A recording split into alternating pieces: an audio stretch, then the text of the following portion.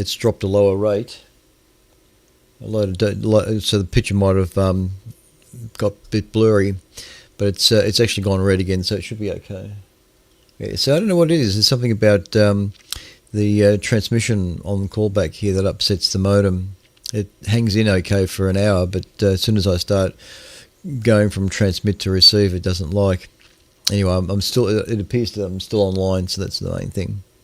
Yeah, I'm going to be running. As soon as I finish up the callback, I'll be running straight into the Colin Stanley Gump presentation from the ASV. So I'm just going to run that straight away, both on Discord and on YouTube. So anybody that missed the presentation on Wednesday night and happy to hang around for another, I don't know, an hour or so, can catch up with that. All right. Thanks, Ray. Frank, VK3JR, VK3EKH, good evening. Good evening. Good evening, everyone. VK3EKH, VK3JR. Thanks for the very interesting broadcast, as usual, Clint, and also for having an up-to-date Tamatha, which is a bit of a rarity. I know it's all to do with the, timing that you have no control over. But it does make it more, I guess, relevant when it's happening virtually as she describes it, or very soon after. So that's good. Otherwise, not too much to report. We're having missions tonight, so I won't be able to hear the alternate missions that you're going to have. Never mind. Thanks for doing it, Clint, and 7-3 to all. VK3EKH, VK3JR. Yeah, thanks, Frank. VK3JR, VK3EKH. Good signal from you too. Your audio tonight sounds very nice, actually. And, in previous transmissions, it's always been a little bit on the bassy side, but that's coming through nice and clean tonight. Just thought I'd mention that. Anyway, thanks, Frank, and I'll tune in one of the receivers here to 160, and I'll have that in the background there running. Say g'day to Steve for us. Thanks, Frank. Good on you, mate. And I agree with Tamatha about Tamatha. Yeah. I'm sure she's got a busy schedule, but it would be really, really cool if she could do a space weather report that would be suitable for the Southern Hemisphere. I think she might be working on that, but I don't know. But anyway, we'll put up when she does a new program, if it's applicable. I'll always run that. Anyway, thanks, Frank. Jack in Shepparton, VK3TJS, VK3EKH, go ahead. VK3EKH and the group, VK3TJS. Good evening to you, Glenn, and good day to everyone that's during the broadcast. And quite interesting throughout, and signals solid rock, solid 20 over pretty much most of the time. And pretty quiet night for HF, so it's good. Enjoy listening it, and while browsing the internet as well, so it's good. I hope you have a good weekend, and Christmas approaching pretty quick, and a bit of a break for you as well, so well-deserved one. When's the last one? Is it next week, or you might want to tell me there. So with this, I'll pass it on to you, VK3KH. This is VK3TJS in Shepparton. Thanks, Jack. VK3TJS Shepparton, VK3EKH. Yes, next Friday is the last broadcast for this year. And then I'll take off 4 weeks and come back on the 24th of January. So it'll be usually I take 3 weeks, but I'm going to extend 1 more week. I want my Fridays back. No, but yeah, I'm hoping to do a few things here in the shack. So knowing how slow I move on certain things, I want to make sure that I allow myself a bit of time to get things sort of right here. But that's I'm just saying that may not even happen. Anyway, thanks, Jack. Yeah, next Friday is the last broadcast for the year. And yeah, thanks for the report. Good signals from you too. And yeah, the band seems to be reasonably quiet too, which is quite good.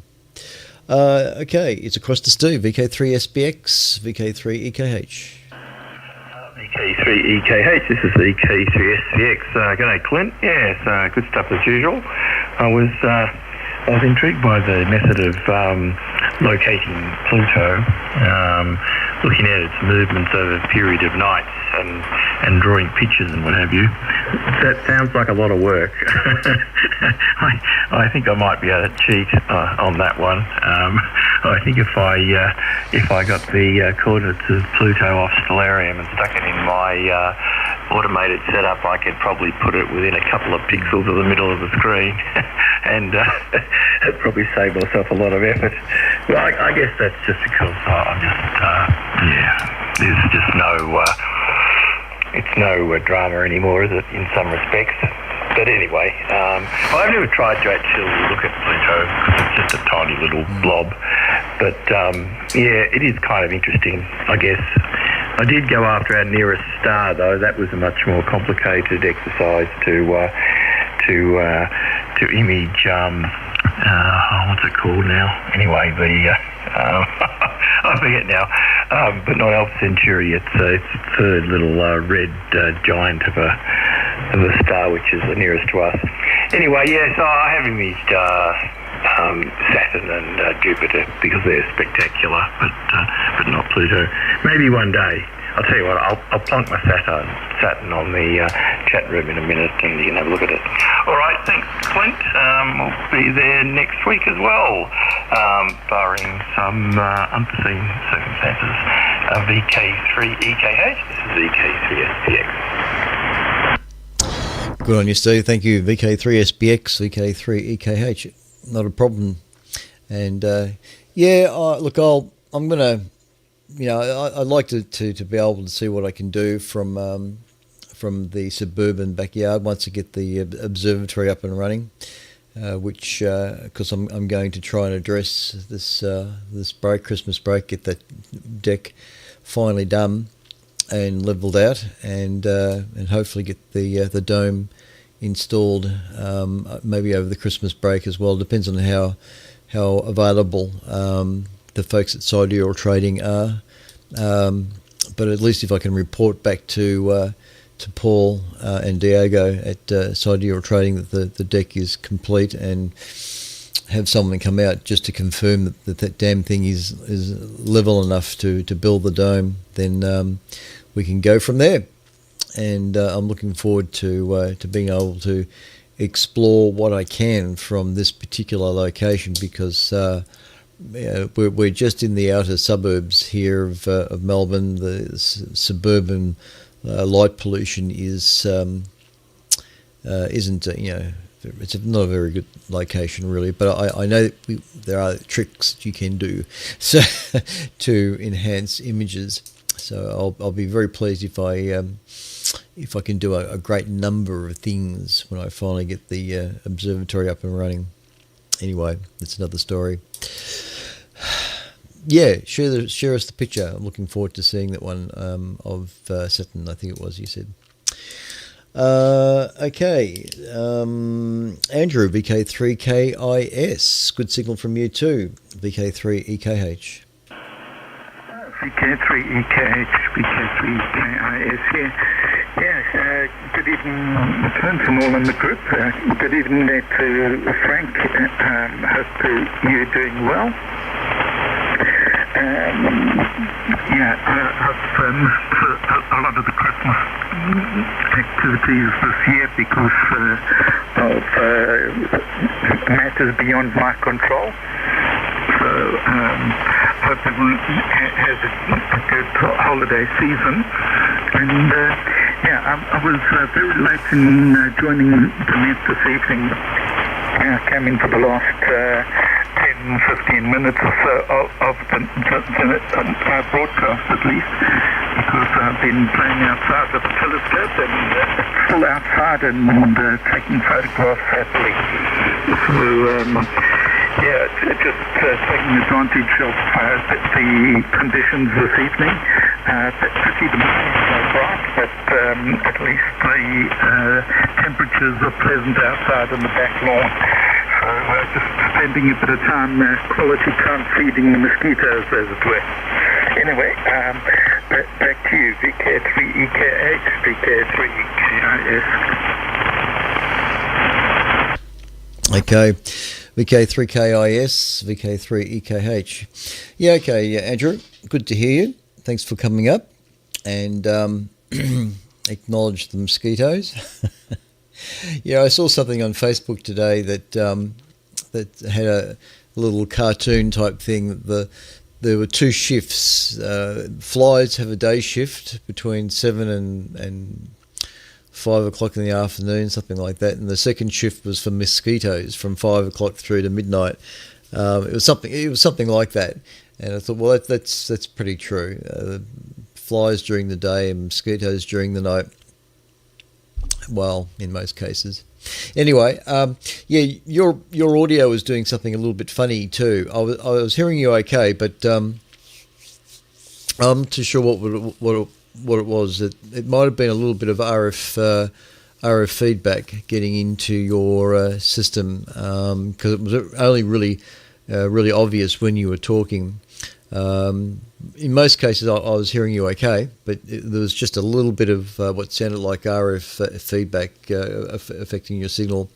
You can, because I'm recording this on YouTube, you can always, as soon as I finish here, or maybe tomorrow sometime, you can monitor, fast forward to the callback part, and you can have a quick listen to yourself, because I've got the audio being recorded as well, just for your information. Nothing too serious. All right, thanks, Andrew. Good to hear that. And now we have a VK3AWAY. I think that's a familiar call sign. It's some place down at Warrnambool, I think. VK3WAY, if you're still there. VK3. It's a Greg, is it? VK3EKH. VK3EKH. VK3 Whiskey Alpha Yankee. You're right, mate, it is Greg. We're up at the men's shed. And that's the call sign of the men's shed radio group. Yeah, we're doing a security watch up here tonight. They've got a clearance sale on tomorrow, and they put a lot of equipment out into the yard. So we volunteered to come up and stay the night with young Sam and Sean, and Emily's arrived. So yeah, we're quite busy and enjoying a bit of radio activity in the meantime. And Sam was on the disc. Is it the Discord there, Clint? Signals 5 and 9, very interesting broadcast, and Tablets always does a great job. Look forward to it. Okay, Clint, we'll throw it back to you, mate. They're all looking. They're cat fanatics up here. A couple of them there, Clint. They're watching the cat. VK3EKH, VK3WAY. Warrnambool. No problemo. VK3. Oh, my voice. VK3WAY. Excuse me. Testing 1, 2, 3. VK3 EKH. All right, Greg. Yeah, not a bad signal coming in from the men's shed. VK3 Whiskey Alpha Yankee at Warrnambool Men's Shed Radio Group, MSRG. Yeah, all right. Oh, well, good evening to the chaps down there in the men's shed. You have to send me a picture of that so I can get a bit of an idea of what that must look like. Anyway, thanks for calling in, Greg. Not a problem. And very, very different signal to what it was last week. But still, we can hear you. And yes, my producer in the background there is asleep, hard asleep. But I'm sure if I go, kiss, kiss, kiss, kiss. There she is. She's now looking at the camera there. And he says, whoa, what? Don't disturb me. Anyway, dear. All right. Thanks, Greg. And is there any other stations wishing to check in? VK3 EKH listening? Yeah, thanks there, Clint, and thanks for introducing the cat to Emily and Sam there, mate. Well done. Not a problem. I should show you my my two blacks. They're out in the kitchen, but it'll be too much of a trick to bring them in. They're probably half fast asleep on the chair anyway. They're 12 months old now. Two little black kittens. Anyway, doesn't matter. All right. On that note, if there's nobody else, we'll be back next Friday for the last session for the year.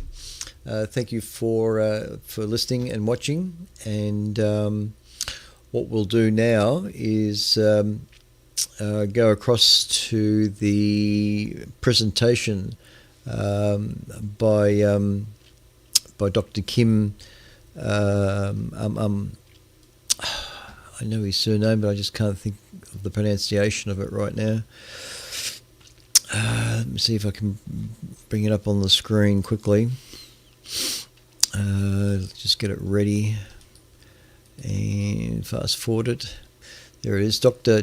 Kim Thalassides. I don't know if that's the right pronunciation, but Dr. Kim Thalassides, PhD, and past president of the South Australian as the Astronomical Society of South Australia. That's what it is, the ASSA. Anyway, he's come across to our December meeting, and he's doing a presentation on Colin Stanley Gump, the Australian astronomer who unveiled the Milky Way, 1924 to 1960. And what I'm particularly interested in, though, is the research he did in radio astronomy associated with his interest in astronomy.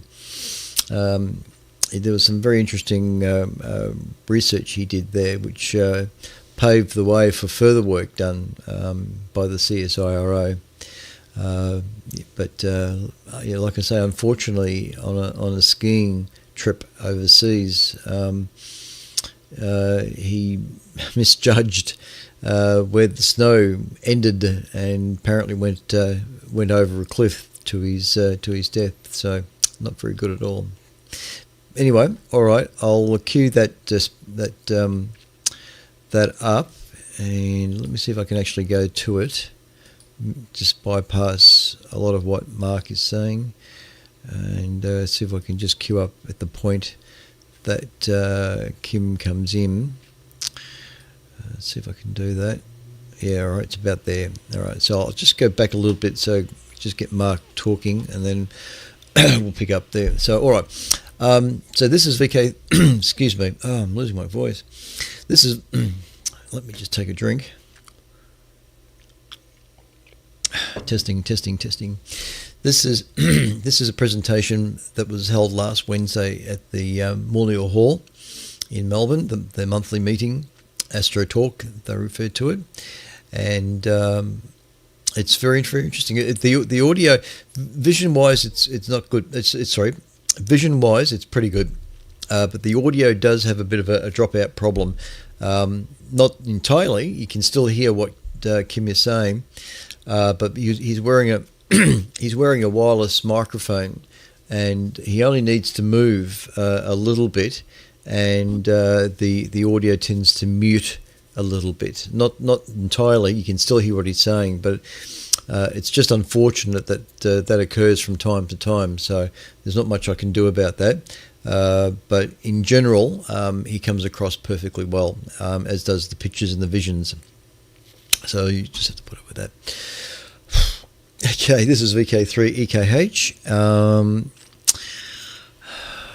No, I don't think I need to keep on transmitting on 80 meters. I was about to do that. Do I? I wonder if I could. Thinking about that, because you'd only be hearing the sound.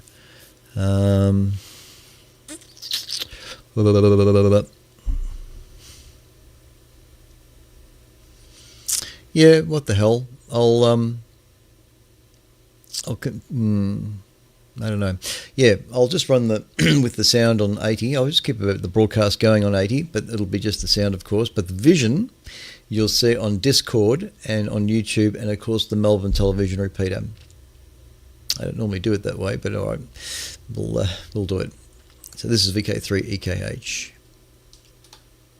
Hang on. Yet few people know the story of the young astronomer who spent his early years in the southern Flinders Ranges before graduating from University of Adelaide and later with a PhD in astronomy from the Australian National University. Despite personal challenges throughout his short life, Gum completed several impressive studies in both optical and radio astronomy, including a photographic survey of hydrogen emission nebulae in the southern Milky Way, which revealed the spiral structure of our home galaxy. So Kim's going to talk to us tonight about that. When Kim's finished, we're going to have Bill Stant, the telescope gent, join us for What's in the Sky. But for now, Kim, the floor is yours.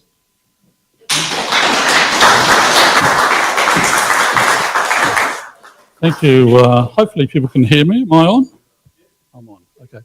Well, thanks for turning out tonight. I know it can be difficult getting. I'll be told it's quite difficult getting in park around here in certain events. Anyhow, I'll be talking about Colin Stanley Gum. I'm just wondering how many in the audience may have heard of Colin Stanley Gum before. There's 1, 2, 3, 4, 4, 5, 6. Okay. All right. Well, you're going to learn a lot more about Colin Gum, during this presentation, perhaps more than you want to know. But it's a fascinating story, and the reason I'm being giving this talk is because, obviously, if you look at the date up there, it's the 100th anniversary of his birth. And he's very much an astronomer that really isn't well known in Australia, especially amongst the public. All right, so let's get started. So just quickly an overview. I'll be talking a little bit about his family life, his early education, university studies, a number of personal challenges he faced, the research he conducted at Mount Stromlo and at the radiophysics laboratory. I'll run a short video showing some of the nebulae that carry his name. This video is composed of photographs taken by members of the Astronomical Society of South Australia, NASA, and I'll make some concluding remarks right at the end. So, as I said a moment ago, we're celebrating the centenary of Colin Stanley Gum in 2024. And the ASSA newsletter, monthly newsletter, actually had a really nice article in colour talking about Colin and showing some of the objects and describing them, including the visual observation of Gum objects in the constellation of Vela. So that was really good. But starting where it all started, Colin was actually born on the 4th of June 1924 that is, in Adelaide, in what was called a maternity hospital, and a number of these smaller hospitals around Adelaide at the time. This one no longer exists. In fact, I don't think any of them exist. But it was just on South Terrace, which is within the 1 square mile of Adelaide. His father was a farmer. He was born in Nairn, which is a farming area just east of Adelaide. And his mother was born in Adelaide as well. This is a very South Australian Adelaide story, by the way, if you haven't picked up on that yet. So they were married in March of 23, and they were both from what's called the mid-north of South Australia. I'll show a map of that shortly. However, his father died. He was quite ill, and he died about a month before his son was born. Right? So a month before Colin was born, his father passed away. He had been a member of the Australian Imperial Force, had gone to war, the First World War at the time, and on his way to the UK on the ship, he became very, very ill.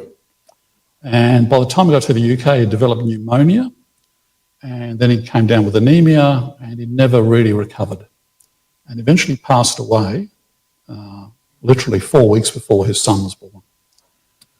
Very sad. So Colin was born on the 4th of June, I mentioned that earlier, and thankfully mother and child were both well. So just get a sense of where the mid-north in South Australia is. It's shown there in orange. It's north of Adelaide, 200 to 200 kilometres plus north of Adelaide. And it's quite a large area, mainly farming area, wine as well. But the parent, they were a farming community where he lived. So after about 5 years, his mother remarried someone from Gladstone, which is also in the mid-north. And what happened was they had another 2 kids. Milton, who I believe went on to become a Methodist minister. A lot of the information, I'll rephrase that. Some of the information in this presentation is not particularly solid. I haven't been able to nail it down. There's still lots of new information out there that I haven't been able to get my hands on. But we believe he was a Methodist minister in New Zealand. He married Faye Gale, who had quite a high profile in Adelaide in the academic area in cultural geography and Australian Indigenous studies, but they eventually divorced. And his other son, their other son was Alan, and he had a distinguished career as an allergist at the Royal Adelaide Hospital and also in the Children's Hospital. In fact, he introduced the use of Ventolin for the treatment of asthma in South Australia. And he also used to put out pollen counts every day on the radio so that people would tune into and get a sense of how the conditions were likely to affect them. He married Shirley Ann Gale, and she's still with us. She's an organist at St. Peter's Cathedral, which is that huge cathedral near the centre of Adelaide. So she's still with us.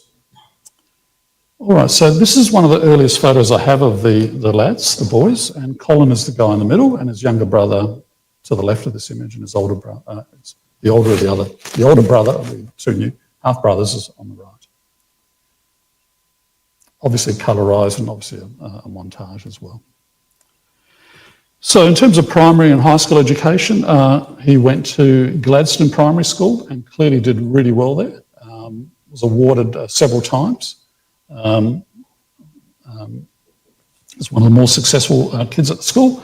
He also went on to high school in Gladstone, which is, again, I mentioned in the mid-north, was Dux in 1937 and eventually awarded a Prince Alfred College scholarship, which is one of the premier private schools in Adelaide. And this was supported by the Repatriation Commission that looked after the needs of returned servicemen and their families. So at PAC, he was there for a few years as a day boy. He wasn't boarding. At that time, he lived in Torrensville, which is an inner western suburb of Adelaide. And again, he did really well in 1939, 40, passed with honours in 1941, and eventually matriculated in 1942. So he went off to university, and there's a bit of uncertainty as to how and where he started, but eventually ended up at the University of Adelaide. He may have started off in the School of Mines, but was doing essentially a civil engineering degree at this time, as best as I can work out. He'd also moved to Nailsworth, or what's now known as Nailsworth. It was known as Prospect Gardens at the time. It's literally across the road from where I live. Adelaide is such a small place, Everyone kind of knows everyone else, but anyhow. In any case, again, he did really well. First year at university, getting credits, passes. And then at the end of the year, end of 1942, he enlisted, felt the need to enlist for military service. Now, why he did that, who knows? His father had served in the AIF during the First World War, and that had not ended well. The war in the Pacific had obviously escalated in the preceding 12 months. Australians were now enlisting in very large numbers. And the Prince Alfred College newsletter was advocating enlistment at the time as well. Do brave deeds and endure. But anyhow, it meant we got the first ever high quality photograph of Colin. This is the day he went and enlisted for military service in Adelaide. And he was assigned as a trainee radio operator and posted to Shepparton recruitment depot in Victoria. Curiously, if you look up the National Archives, they have his aptitude test results there. And I'm sure no one wants their aptitude test displayed in public, right? But you look at this and you go, hang on, this guy's a really smart guy. He's done really well in primary school, high school, university, numerically fair. General intelligence, below average. Speed and accuracy, not there. Capacity for planning, design, nah, not really average, below average. Mechanical aptitude, way off the scale almost. Some of this just does not gel with his academic results over several years. So I can't make sense of this. I can't really reconcile this, but that was what was published. What was it? What's online? Anyhow, off to Shepparton to do some training, and that's what this looked like. These photos were taken around the time he was there, maybe a couple of weeks or so around the time he was there. A lot of climbing, a lot of jumping, and a lot of running around with sharp blades at the end of rifles and doing things like that. So he enlisted on the 11th of December. On the 16th of December, he was listed as a casualty. Discharge was recommended 2 days later, and his condition was deemed satisfactory by about 3 weeks after that. Now, what exactly happened to him? We don't have access to medical records through the National Archives, but through some of the paperwork online, you can see he went in quite healthy, but as they got him out of the service, he had clearly suffered significant lower abdomen trauma requiring surgery, etc. So he had some pretty serious things going on with him, and it obviously took a while for it to settle down and be declared safe. This is in training, right? A few weeks later, his discharge was eventually finally approved, and he resumed his university studies in March the same year. So, yeah, all I can say is the description of some of the injuries are clearly this guy suffered a lot of trauma at the time and would have had to live through that for the rest of his life. So, resuming university studies, he's not the same guy, okay? When getting passes, fails, lots of fails, he's not having fun at all over 3 years, right? It ain't working for him anymore. But he did sign up to the Elder Conservatorium of Music. Started attending in 43, the year he resumed his studies. This is the music conservatorium that's actually in the University of Adelaide grounds, for those of you that know where it is. He was awarded actually an orchestral scholarship, flute, and that was running for 3 years. So what happened then? He transferred to a Bachelor of Science degree. So got out of the civil engineering side and got into the science. And things turned around for him. And he was able to sort of get through all of that after a few years and then passed even physics honours. And eventually a degree of Bachelor of Science honours was conferred upon him in 1949. But what happened in 1949, there are absolutely no records I've been able to find. Not sure what happened then, but if you join the dots, he got into astronomy somehow. I don't know how. But through that year, he was already doing astronomical research with Mount Stromlo. That's what's become clear. And the reason that's clear is when he actually put in for a Master of Science project and got that approved. And it was on the topic of photoelectric observations of 3 southern stars. And during the course of that work, early on, he actually changed the title because it became apparent that he discovered that one of the stars was actually a variable star, and actually a spectroscopic eclipsing variable star. So the title got extended to this topic. So, and it has this star varies in magnitude by 0.1. Apparently it's quite a well-known variable star that amateur astronomers track these days. Varies over 1.2 days, but only varies by about 0.1 magnitude. So measuring binary star orbits at the time, we're talking in the very early 50s, was actually critical to determining the mass of stars and other properties of stars. So he moved to the Commonwealth Observatory at Mount Stromlo to conduct these observations under the mentorship of Dr. Hogg and colleagues. Remember that name, Dr. Hogg. Don't forget the name. And he also was appointed Secretary of the Canberra Orchestral Society. So the music stayed with him, right? So he kept going with that. A year later, he's presenting his Master of Science thesis. Pretty sure he's working on this in 1949, actually.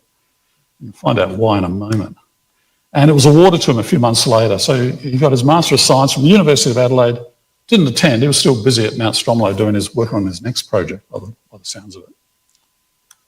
So what was he doing with these photometric observations? Well, the star was variable. He discovered that and was measuring it photometrically along with some other spectroscopic binaries. He used the 9-inch Oddie refractor, which should be well known to members, some members, I hope, of the Astronomical Society of Victoria, particularly the folks in Ballarat, right? And there's a really good documentary that the ABC made about the James Oddie and his donation of this telescope. And so that's worth finding on YouTube. It was done by the ABC not so long ago. A really nice documentary on it. So he used this 9-inch refractor. He did a total of 326 observations during that 49-50 observing season, and each observation required 5 measurements, and a lot of those he had to throw out as well. So he's busy, flat out busy, doing all these measurements and got the work done within a year or maybe a year and a half. And he had to make some corrections, and the paper discussing his results and the analysis is actually published in Royal Astronomical Society, and you can download a copy. But this is one of the graphs out of it, and it basically shows the results of his hard work to do photometric observations and plot all this data out. And this is the observatory at which the work was done. This is the Oddy Dome, very famous building, no longer exists, burnt to a crisp in 2003 during a firestorm up at Mount Stromlo. And apparently, if it's true, I think this is true, this is the first building ever commissioned by the Commonwealth Government of Australia when Federation started. And it was set up at Mount Stromlo, and the whole purpose of the building was to put that refractor in there to measure the atmospheric conditions to determine if Mount Stromlo was a suitable site for an observatory. So a very famous building, and the four bits sticking out the side were all the individual rooms where astronomers would sit and do their work, and the telescope was in the middle there. Yeah, but it was actually a very important building because it did a lot of that early work on trying to look at stars, estimate their age, their size, their chemical composition, etc. That spectroscopic work was really important back in the 50s to understand the universe. All right, so the first big project GUM was actually involved in was actually a radio astronomy project. It was actually an all-sky survey in the 200 megahertz range. And he did the work with Alan. Now, Alan is actually really well known. He's an Australian astronomer out of Perth. He's the author of the well-known compendium called Astrophysical Quantities. That was first published in 1955 and is still in print. I think most astronomers have that book on their desks somewhere. So he conducted the work with Alan, and it was done at Mount Stromlo. They used a really crude antenna, but that was one of the first all-sky radio surveys ever produced. And despite the low resolution, it was actually, the data was not superseded for many years. And it basically showed the radio noise radiation in the Milky Way and the major concentration at the galactic centre. And this is what it looked like. And there's a big white blob there. That's where you couldn't see below the horizon. But what you have there is basically the Milky Way and the radiation from the Milky Way and the radio part of the spectrum. And this was it. This was the first all-sky radio image that was produced. And as I said, it wasn't superseded for many years. So his next project was really his PhD. And this is a photographic survey of what's known as H2 regions in the southern Milky Way. Basically, he was looking at emission nebulae to identify emission nebulae in the plane of the galaxy to identify the shape and structure of our Milky Way galaxy. That was the aim of the work. So again, this work was initiated by Alan, but he left in 1951 and became professor at University College in London, and leaving GUM to actually do the work, which he took to very quickly. So he obtained most of his observations at Mount Stromlo and a few at the Flinders Ranges as well. And he used slit spectra from the nebula spectrograph to confirm some of the very, very faint regions. He produced a catalogue of 85 hydrogen emission regions. 40 were completely new. And that included the discovery of the large H2 region in Vela Puppis, now known as the GUM Nebula. Right, and he published this in 1955 with all these regions. 85 of them, 40 of them were new. And I'll just show you how he went about doing this. This is quite innovative. So, so he was using the spectrograph and the Schmidt camera. The camera had a field of about 11 degrees or 10 degrees, say. In 1952, there seemed to be a lot of fires out at Mount Stromlo, don't they?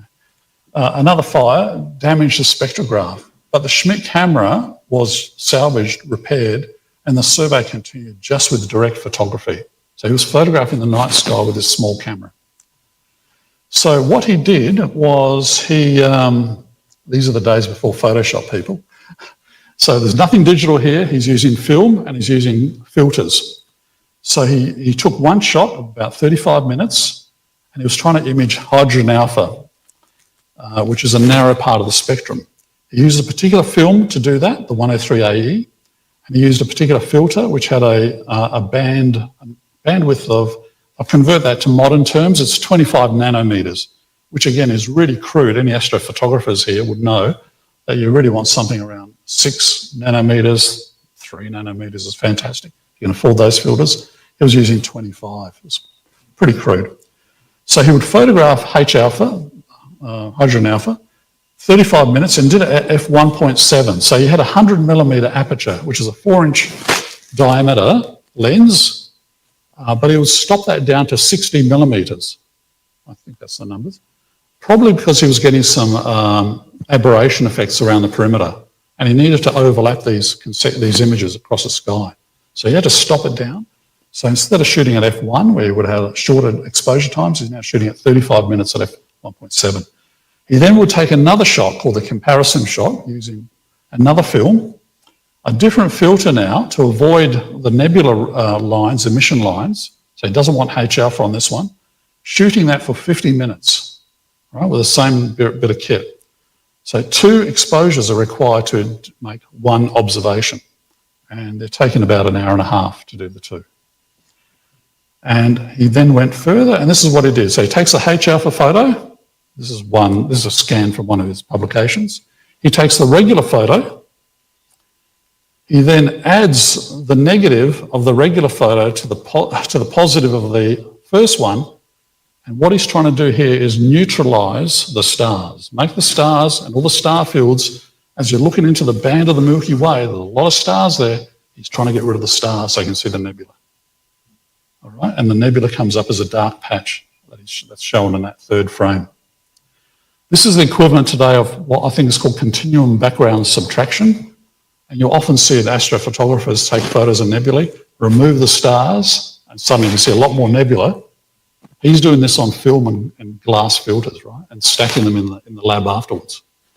Right, really, really tedious stuff. Anyone recognise what that nebula is, by the way?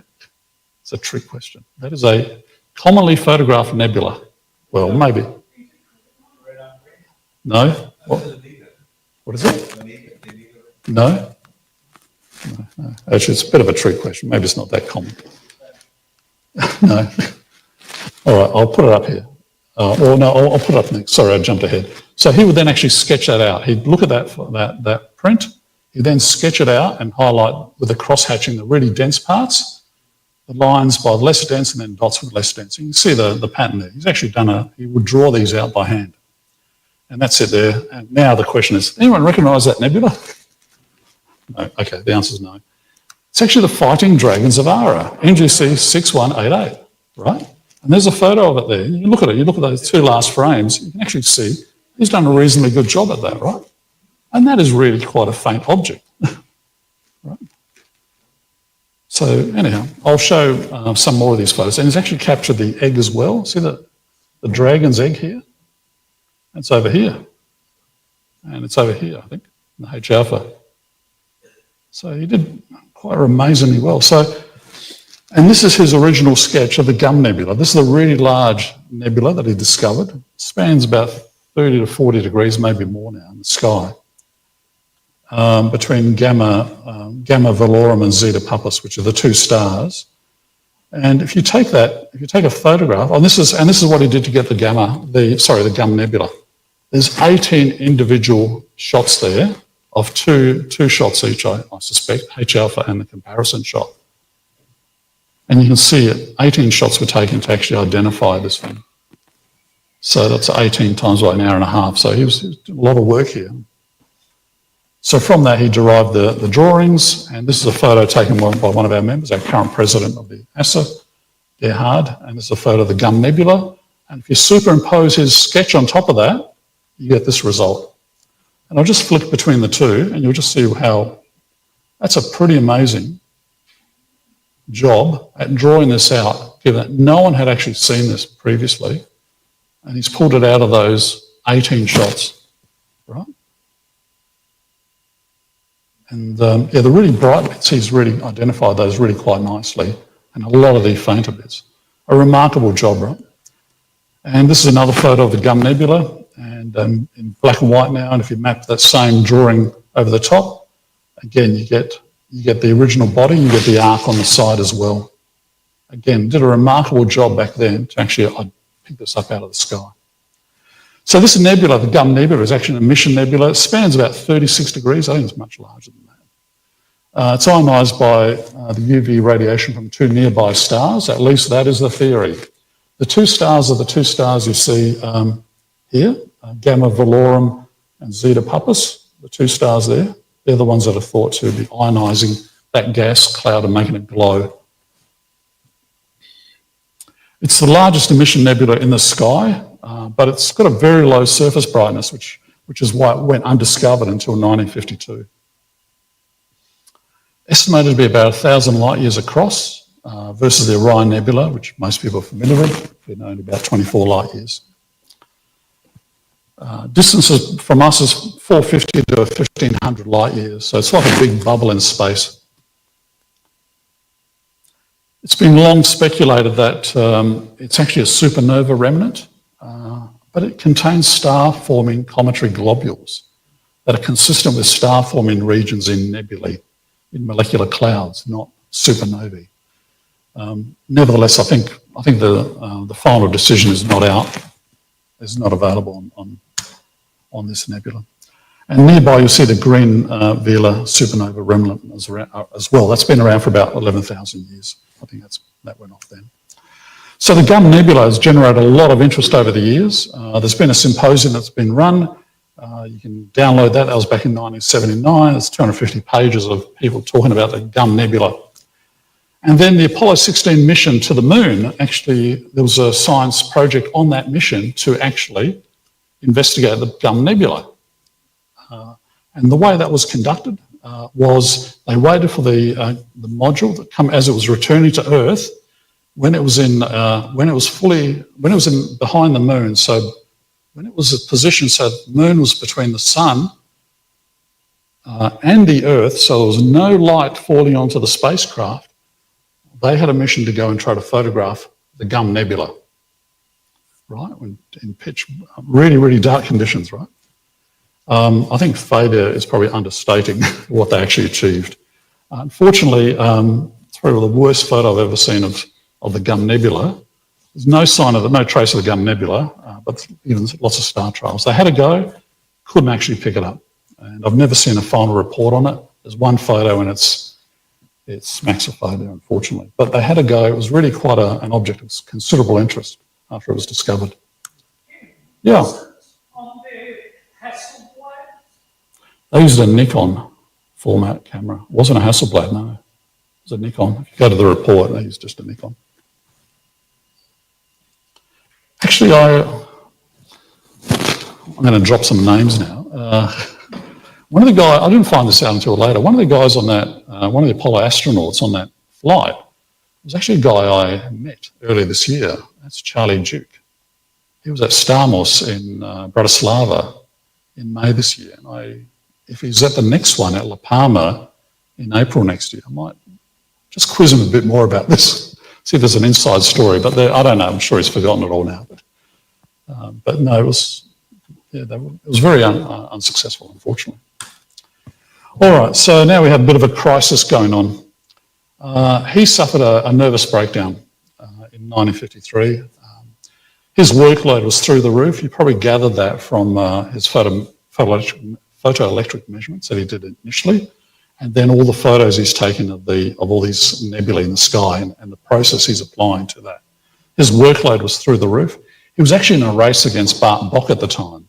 Now, Bart Bok had this massive profile in the US and elsewhere. It was on TV every other night promoting astronomy, the Milky Way. It was Mr. Milky Way. And he was in a race against him to sort of complete this work and do it from the southern hemisphere because the northern hemisphere had been sort of mapped out already quite well.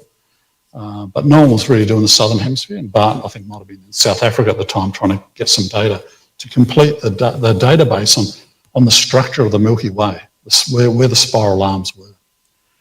So he suffered quite a bit of stress and sort of had a breakdown, and it was even suggested that he periodically suffered from mental health issues from his colleagues. His thesis was submitted in June '54, and it got worse from there. Initially, the thesis was rejected by the examiners, the initial set of examiners. Ben Gascoigne actually helped him make some minor changes to the thesis, and they were really minor things. If you go and look at his PhD thesis, there's a page at the front where they talk about the changes. Really minor stuff. They found another examiner, and he gave a really enthusiastic report on the work, and he got his PhD degree. It seemed a bit silly at the time. But anyhow, Bart Bok did go on to say that Gum had set the standard for conducting these surveys of the southern Milky Way for others to follow, others being himself, by the way. And I think the RCW catalogue is one that's maybe more familiar to amateur astronomers. You'll see RCW against various objects, etc., from time to time. Well, again, these are Australians, and they did this work, but they used an 8-inch, used exactly the same methodology that Gum had developed, but used an 8-inch camera instead of a 4-inch camera now. Much higher fidelity images, ran at f1, and they ended up producing a much larger catalogue as a result as well. And again, you can download their paper. So in 1955, I was really surprised to learn that Colin Stanley Gum was a guest speaker at an ASA general meeting. Really surprised to learn that. He was actually living in Adelaide, back in Adelaide at the time, working as a physics demonstrator at the University of Adelaide. And his topic was the spiral structure of the galaxy. And so the meeting was held at what's known as the Institute building. It's on the corner of North Terrace and Kinto Avenue in town. A number of visitors attended, but what really came out of the meeting that I liked was a really good copy of the minutes of what was spoken about. And I'm actually going to take a couple of minutes to read the minutes because it actually captures really well the intent of his research. And what surprises me is how many things have not changed since 1955 and a couple of things that have changed. But this is a fascinating and really well written up description of his research and its significance. So the speaker began by explaining that although we know the shape of distant galaxies, we are unable to see the shape of our own galaxy, the Milky Way, because we are inside it, being some 27,000 light years from the centre of a galaxy estimated at 100,000 light years in diameter and in the central plane of that galaxy. Pretty spot on so far. Nothing's changed there.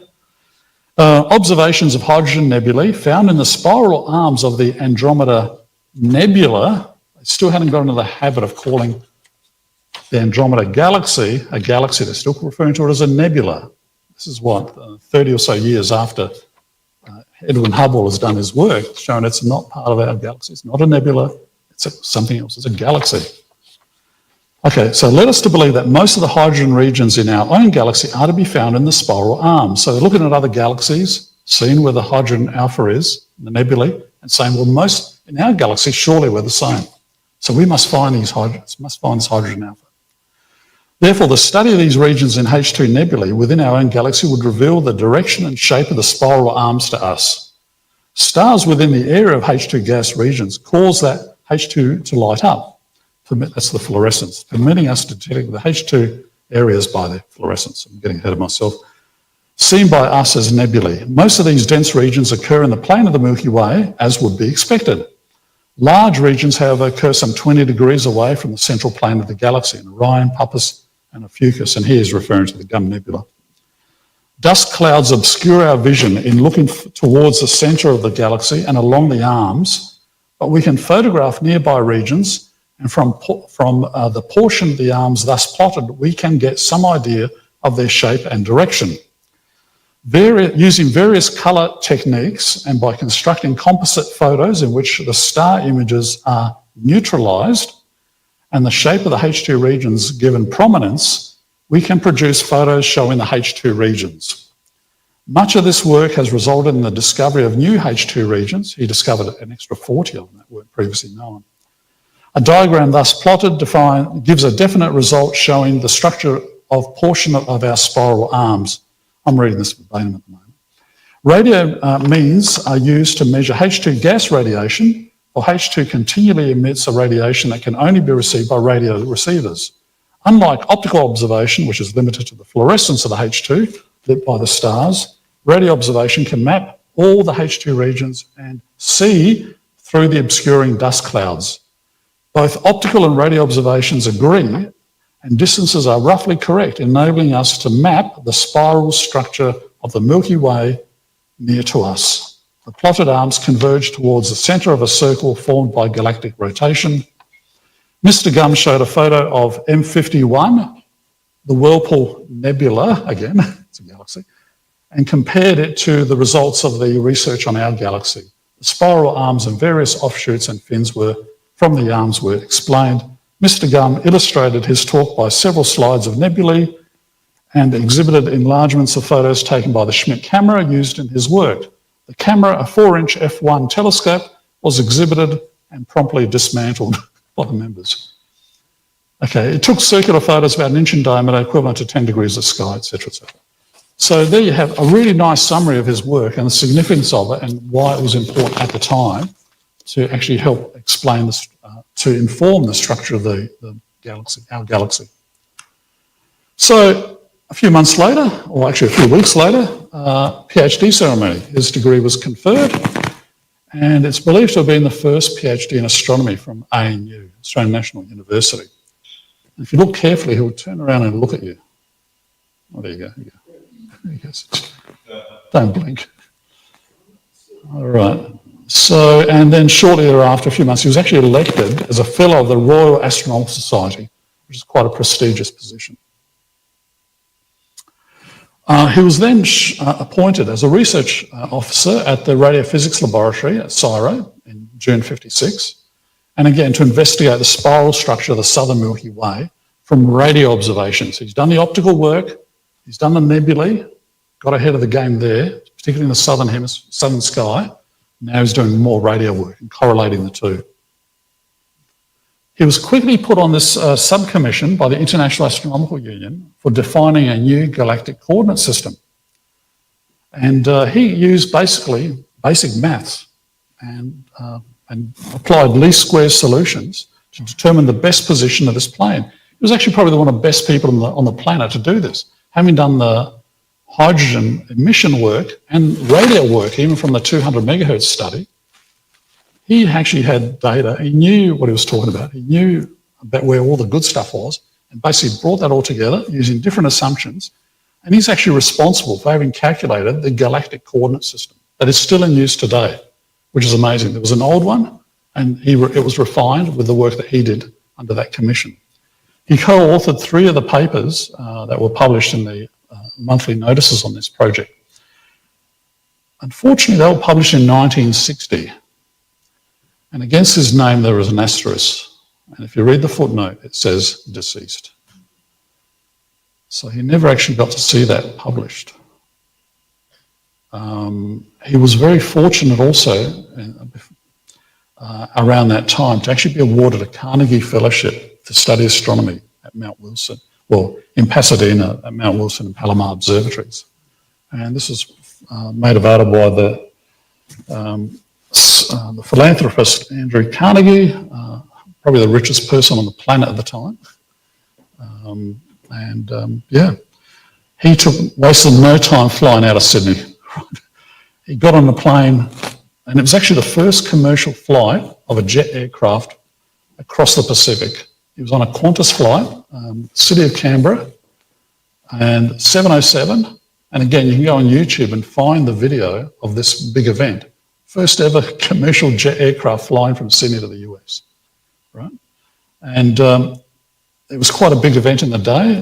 The guys from the radiophysics lab came down to farewell him, and he'd already been hushed away because of all the ceremonies associated with the big event. They never got to see him. He wrote back to them apologising for his hasty departure, but he had no choice. Unfortunately, it was also the last time he stepped in Australia. Right? That was it. He never came back. But again, while he was working as part of the fellowship, he was fascinated with the structure of the galaxies and using polarization effects. He quickly embarked on a visit across America and met up with Gerard Kuiper, this is the Kuiper Belt fame guy, met up with other people doing photometry and working on galactic structures and went to a meeting, American Astronomical Society meeting in Canada as well. In January 1960, he received an offer for a senior lectureship at the School of Physics at the University of Sydney. He notified the boss, Dr. Pawsey, at Radio Physics, and he wrote to him again a few weeks later saying, "I'm really quite sorry I'm going to do this, but a university position gives him something he really wanted." And he was basically going to make the jump over to the university from the radio physics lab work at CSIRO. But he was planning a quick trip to Europe lasting 3 weeks in order to talk with telescope manufacturers because they were keen to actually acquire and build a very large telescope as part of Sydney University. He officially notified his resignation in March of 1960 and said he was sorry not to be returning. His association with the RP has been an extremely happy one. He feels that the position in the new astronomy school at the university is just what he wanted. And he's glad he'll be near radio physics, and it will be a pleasure to renew acquaintances of both personal and scientific reasons. And off he went. He was always ahead of the game, and he went to Europe to work on the telescope, and that's basically when tragedy struck. He perished on the 28th of April of that year, 1960, aged 35, in a skiing accident at Zermatt. And that's the Matterhorn there, by the way. So the newspapers reported at the time he was killed when he fell over a precipice. He left the normal route and fell onto rocks. Colleagues sometime later think he possibly failed to understand the warning signs, which are in German and French. There is a plaque and a sundial at Enfield Memorial Park, and that's how I stumbled across Colin Gunn many years ago. And there's a plaque there with his name, and it's next to the plaque of his mother and his stepfather. So Bart Bock's obituary notice was published in the RAS as well, and it reads, Colin was one of the best liked and most admired of younger Australian astronomers, and many of us have a deep sense of personal loss at his too early death. Australia's still very short of first-class astronomers trained and educated in the country, and his death is a severe blow to the development of Australian astronomy. He'll be remembered for many years to come for his successful search for and discovery of hydrogen emission regions of the southern Milky Way. The large and significant complexity of nebulosity in Puppis and Vela is generally referred to as Gums Nebula. A finer monument is difficult to imagine. For a person of his age, Colin leaves behind a solid and impressive bibliography of significant contributions. And in spite of his too early death, he has left his permanent mark on the development of astronomy. And this is what we're talking about. He has a place in the sky. This is a fantastic photograph. This won the Skyscapes category of the Astronomy Photographer of the Year 2024. And that big red thing in the middle there is the Gum Nebula. It's huge. Very difficult to, well, I don't think you can see it visually, and very difficult to photograph as well. So this photograph was taken by Tom Ray. He's a 19-year-old, I think he's a New Zealander, and you can follow him on Instagram. That's his handle there, TXMRay. Give him a follow. His photographs are absolutely stunning, right? But this one in particular won him the award this year, and that was quite timely. A place on the moon. Lunar features are only named after deceased scientists and explorers of high and enduring international standing. The IAU has assigned names since 1919. You've got to be deceased for 3 years. Military and religious figures are not eligible. And just to be on the safe side, politicians must be deceased for at least 200 years. Right? And I think so far that rule has worked. I don't think we've got any danger there. However, there are only 5 Australians honoured in this way. And by Australians here, I mean people who are actually born in Australia. You'll find people like Douglas Mawson, who people think of as Australian. He wasn't actually born in Australia. So these are 5 Australians who were born in the country are named in this way, are honoured in this way. John Tebbit, very famous guy. Howard Florey, inventor of penicillin, right? Creator of that. Arthur Hogg, remember that guy I mentioned early on? The guy who did the photoelectric measurements with Gum? He's on there. He's on the moon. So is Pawsey, the guy who came to the airport to farewell. Left him behind, but he was quite prominent, very prominent in radio astronomy, radio physics. And Colin, and that's it. They're the 5 Australians on the moon.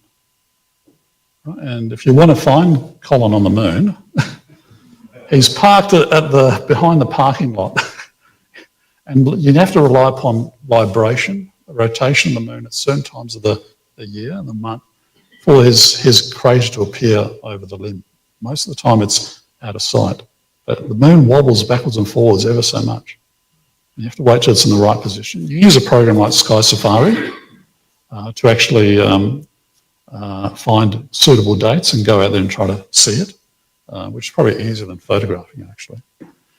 This is from a simulation called Moon Trek, and you can see Gum there, about 55 kilometres in diameter. The crater has collapsed on one side, the rim has collapsed and lava has poured in, so it's quite shallow, which actually makes it very hard to see as well, given its location.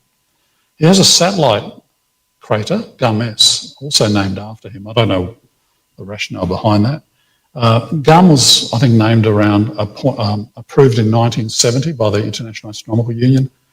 The satellite crater, I think, was approved in 2006. But the satellite crater is easier to see, and and they're all set on the shores of Mare, Australia. How appropriate. And this is a photo I took one night. I just happened to be outside imaging other things, and I thought, hang on, let me check to see if the moon was up. And yes, Gum had sort of crept around. It's really quite a poor photo, but you can see it is actually a very challenging object to photograph. What I have here now is just a reminder of some of the images or some of the nebulae that he catalogued. Some have very familiar names, like the Trifid Nebula, etc., but they all form part of his catalogue. I'll just run this. This is a video, and it's composed of, and hopefully the sound plays, it's composed of, only runs for a couple of minutes, images from taken by members of the Astronomical Society of South Australia. And hopefully the sound will come up. It starts in about a second. And Gum used to play the flute. You might hear the flute occasionally through this as well. Listen carefully.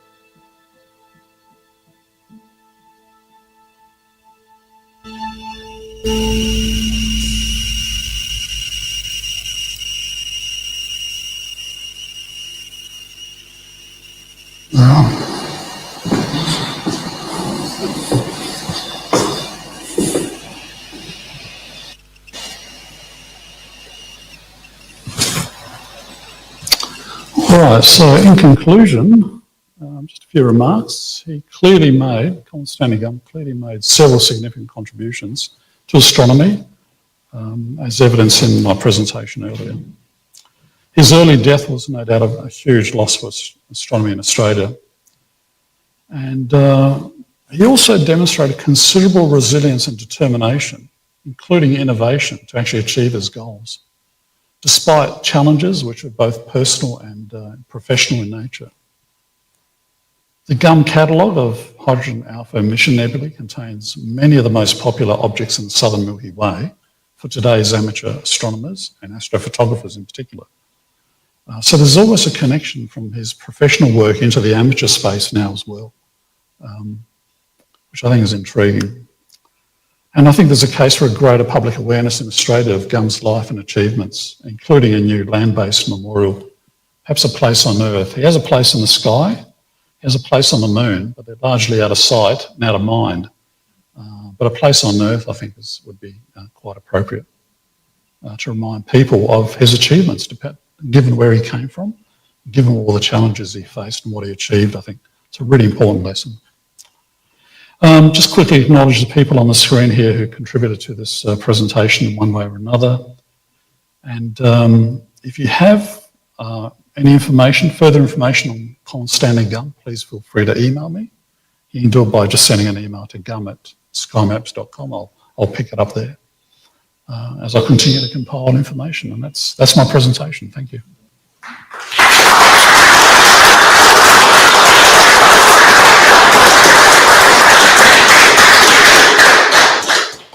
That's a pretty nifty presentation. You like it? Yeah, Gum 12 was my favourite, outside of Triffid.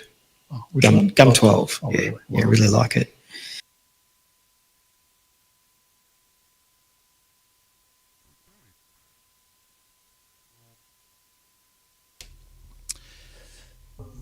Apologies for the audio being a little bit rough there in places. Certainly the musical interlude there was more visual than anything, because it was running through a mosaic of various images that Colin Stanley Gump had taken during that time at the Astronomical Observatory. So the president, Dr. Kim, had a little bit of a musical approach to that. So I forgot about that. But apologies for the sound. It wasn't 100%. In fact, the the video side of it was far better. Watching the video side via Discord or via the repeater was a far better arrangement. So I probably shouldn't have bothered with the link running it over 80. Anyway, this is VK3 Echo Kilo Hotel, the official station of the Astronomical Society of Victoria, concluding transmissions on 80 metres and elsewhere. And we'll be back for our last transmission next Friday for the year. So this is VK3 EKH finishing on 80 metres there. Everybody have a pleasant weekend. This is VK3 EKH with VK3 CSJ on the microphone. And with that concluding on 80, we shall conclude elsewhere. As said, thanks to the ASV for providing that recording too of the presentation. So we shall go to test pattern and leave it at that. Let the repeater cool down. We're coming up to some pretty hot days over this weekend, so it'd probably be advisable to keep the repeater at minimum use during those times, or a short period at least anyway, I think is the general consensus. All right, I'm out of here. This is VK3CSJ, actually on the microphone. We're clear and going. Good evening. Which button do I press? That one there will do.